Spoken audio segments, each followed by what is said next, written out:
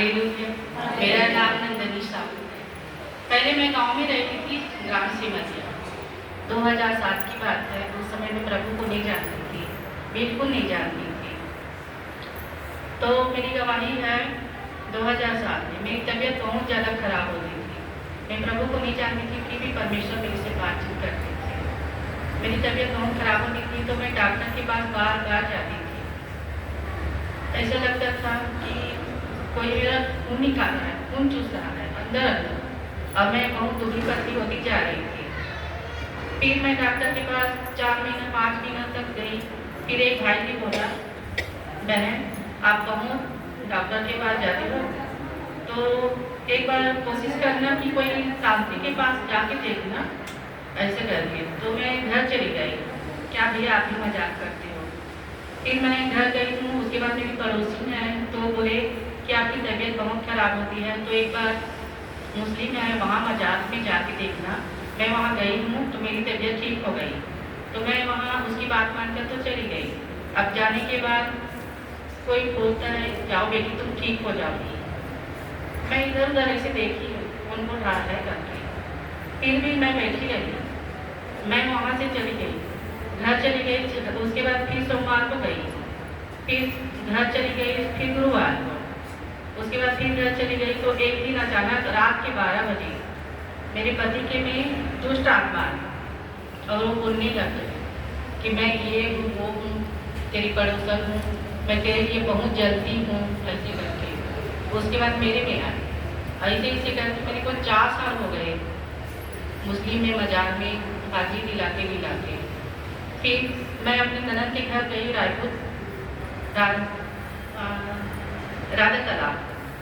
तो सुन लिए थे कि इसकी तबीयत बहुत खराब है, तो उसने एक तांत्रिक के पास भेजा, राजा तालाब में है एक भैया, उसके पास जाना। मैं गई हूँ वहाँ। अब जाते ही उसने 10,000 लगेगा बोल दिया। फिर मैं सोचने लगी, पहले मेरे पति शिक्षक करनी था नौकरी, तो 4 महीने के बाद 5 महीने के बाद पेमेंट मिलता था। तो उस समय पेमेंट मिला था, तो मैं पैसा रखी थी और 10,000 तुरंत निकाल के दे दी। अब मैं तो घर आ गई, फिर दूसरे दिन लौट गई। तो वो बता रहे थे कि आपके बला बहुत ज़्यादा हावी हो गए मेरे ऊपर और गाड़ी से मेरे को गिरा दिया, मेरे को चोट लग गया, उसके लिए 1,500 और दे दो, इलाज पानी कराऊंगा। फिर धीरे से और आवाज़ आया, तेरा पैसा खाएगा उसका यही हाथ बनेगा। मैं फिर इधर उधर देखी कौन बोल रहा है। मैं अपने पति को पूछ ली, कौन बोल रहा है भाई, आप कुछ बोले कुछ सुने? तो बोले नहीं तेरा भरम होगा। फिर मैं 1,500 दे के मैं घर आ रही थी, तो मुआ के पास पहुंची थी, थाने के पास। दुष्ट आत्मा मेरे को खींचा जोर से, गाड़ी को गिराने की कोशिश भी किया, लेकिन गाड़ी नहीं गिरा, मैं भी नहीं गिरी, लेकिन जोर से धक्का दिया।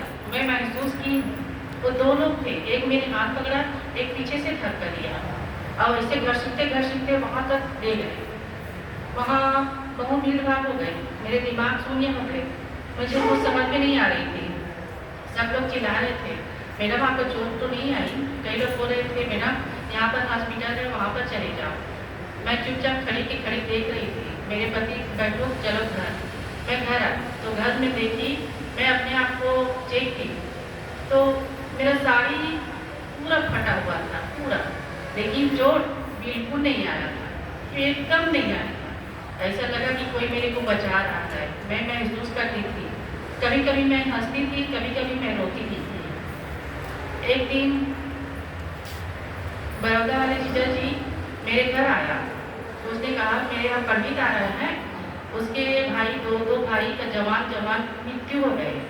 शादी नहीं हुआ था, शादी होने वाला था, लेकिन दोनों का 1 महीने के अंदर ही दोनों का मृत्यु हो गए। तो मेरी बहन बोलने लग गई कि उसकी आत्मा भटक रही, हम लोग को बहुत परेशान करते हैं। तो एक पंडित के पास गए थे, वो पंडित को बोले कि भागवत करा देते हैं तो आपके देवर का आत्मा शांति हो जाएगा। फिर वो उसके घर मेहमान आने लग गए बहुत ज़्यादा। तो बोले नंदनी तेरे यहाँ घर है क्या? बोले तो हाँ है। तो रूम है खाली? तो मैं बोली हाँ है। वो पंडित आए मेरे घर। अब आने के बाद बोलते हैं मैं यहीं रहूँगा, मैं 9 दिन तक उपास रहता हूँ और जोत जलाता हूँ। रात रुके रात उठने के बाद में बोले, सुबह उठे फिर बोले, अरे यहाँ तो बहुत दुष्ट आत्मा है, आप लोग कैसे रहते हो, यहाँ तो बहुत ज़्यादा है, कैसे करके।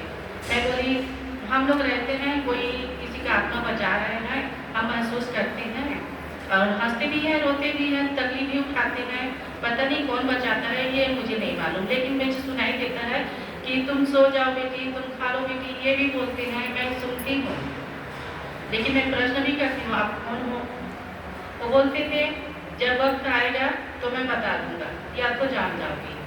फिर वो पंडित मेरे को सलाह दी कि यहाँ बहुत दुष्ट आत्मा है, तो एक शिवलिंग रख लो शंकर भगवान का, पार्वती रिद्धि सिद्धि गणेश का मंदिर बना लो छोटा सा, सभी दुष्ट आत्मा भाग जाएंगे।